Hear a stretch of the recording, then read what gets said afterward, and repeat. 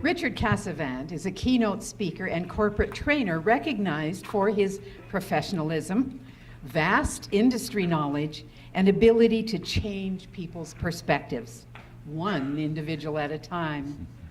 With over 25 years in learning and development, Richard is excited to combine his dog training experience with his organizational development career through his book, The Boston Rules: Building Relationships Like a Dog. And you'll see his book up on the platform over there. Combining his passion for change and his love for dogs, he shares insights and solutions for a humorous yet practical approach to building relationships for higher productivity in the workplace. He believes business grows at the speed of relationships. He also believes it is time to pay attention to our four-legged family members who easily build loyal, long-term relationships that make us feel special, desired, appreciated, and acknowledged. With his message, Diamond in the Rough, please welcome Richard Cassavant. Thank you very much, Grace. Diamond in the Rough. You know, when I was growing up, we used to sit in front of a 50-gallon drum and we would burn the sticks that we gathered from the yard, and my dad and I and my brothers would have the best conversations. My dad was fond of saying, you know, just give them 2 years. And I always wondered what that meant and asked Dad, what does that mean? And Dad said, I think everybody in the world, especially your brothers and sisters, are diamonds in the rough. And I thought, what does that mean with 2 years? And Dad said, bottom line is this: in 2 years, everybody usually straightens out, gets more informed, and just becomes a better person. And sure enough, he would always just say to somebody, just give them 2 years if you didn't like what they were doing. I thought it was sage advice, but that's not why I'm here tonight.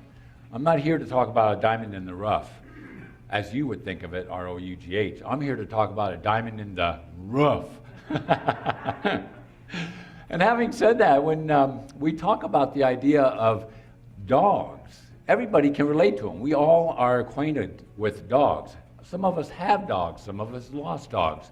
But there's some interesting statistics out there that I think make for a good case as to why we should build relationships like a dog. 94% of the people out there who own dogs say that they are a member of the family. 94%.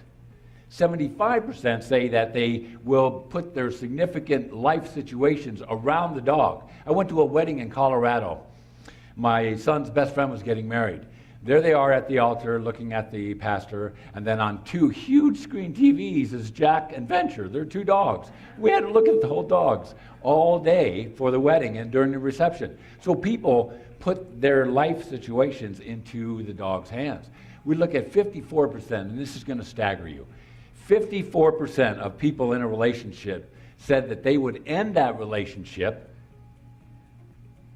if their partner didn't get along with the dog. I'm like, yeah, you know? And 45% of the people that were polled on the survey said they have a harder time leaving their pet for a week than their significant other. Those are some pretty staggering stats. I mean, when you start looking at some of those statistics, we're asking ourselves, what is it that the dog does that makes it so special? Why is it that somebody, 56% of people, will wait, pet the dog, say hello before they even get into the spouse, and say hello to the kids? I'll tell you why. Just relax with me for a while and close your eyes and think about this. You're walking up to the door, you're putting your key in the lock, you're turning it. Your family's inside, spouse, significant other, kids. You turn the lock, push the door open, step inside and say, hello, I'm home. And coming around that corner, busting loose, is your spouse. No. Okay. Coming around that corner, busting loose, are your kids. No. Coming around that corner, busting loose, is a fur ball of 4-legged, nail-clicking, tongue-lolling, panting breath, tail wagging, body shaking, 4-legged member of the family, right? Yes. Why is it that our dog meets us at the door before our spouse and our kids? I think there's a secret to that. I think dogs take nothing for granted. If you just wanted to value a relationship, just try taking your significant other, your husband, wife, kids for granted. We do it all the time. When you devalue something, when you take it for granted, you lower the impact it has on your life. Dogs live in the moment, the here and the now. What they're doing is they're giving you everything that they have right now. Whether it's 5 months, 5 days, or 5 minutes, you get the same ebullient, excited, enthusiastic reaction to the dog seeing you come through the door. Do we do that? I don't think so. I would challenge anybody here to go home, open up the door, try to sneak into the house, and be met with a reaction from your dog like, what's happening? You know? Where you been? It's not that way. It is not that way. And so when we start looking at what it takes to build relationships, and I look at how do I create a kinder, more accepting world by building kinder, more accepting relationships, I only have to look at the dog.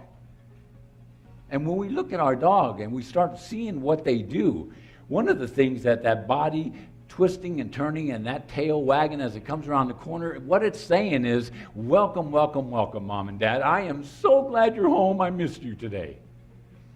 So how do we apply what it is we learn from our dogs? Try this. Go 30 seconds, are we done? Oh my God, I know you guys want more, right? Well, that's fantastic. Just come see me, grab a book. Oh man, oh thank you.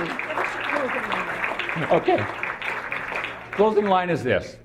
Most of you here recognize the movie Cheers. Remember the little slogan, Cheers, where everybody knows your name?